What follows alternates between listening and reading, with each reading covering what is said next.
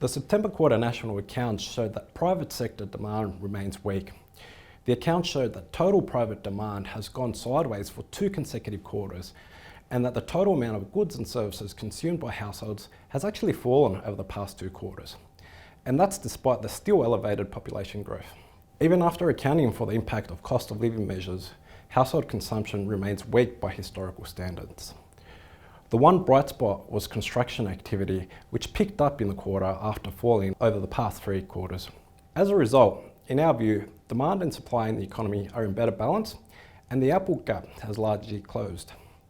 This is consistent with the slowdown we have seen in wages growth and the moderation in output price inflation. The national accounts showed that growth in earnings per hour in 6 months annualised terms is now running below the pre-pandemic average. If you recall, during this period, underlying inflation was below the Reserve Bank's target. Our concern going forward has shifted towards the possibility of a negative output gap opening, where demand could be below supply. We think these signals have largely been clouded by the once-in-a-lifetime expansion in the public sector. Government spending on cost of living measures, healthcare, education, infrastructure have all stepped up on the back of the strong population growth. The national accounts showed that as a share of the economy, government spending has increased to nearly 28%, a new record high. This is propping up labour market conditions, particularly in the non-market sector, where the share of hours worked has increased to a record high as well. Remember, the non-market sector includes healthcare, education and public safety that are all predominantly funded by governments. The expansion in the public sector is slowing the disinflation process in some of these industries, and is also skewing key economic metrics such as labour productivity. When you exclude the non-market sector, labour productivity is running close to pre-pandemic averages, and that's even after accounting for the large drag from the mining sector. When you include the non-market sector, productivity is actually falling at a rate of close to 1% in annual terms.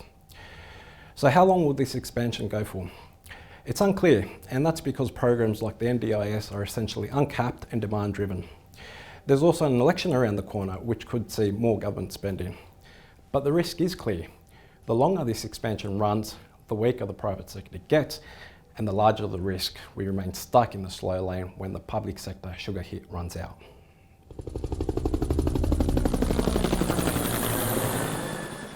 The content of this recording is informational and of general nature only, and is not intended to constitute a research report or reflect any recommendation or financial advice. It has been prepared without taking into account your objectives, financial situation or needs, and investment decisions should not be based on it.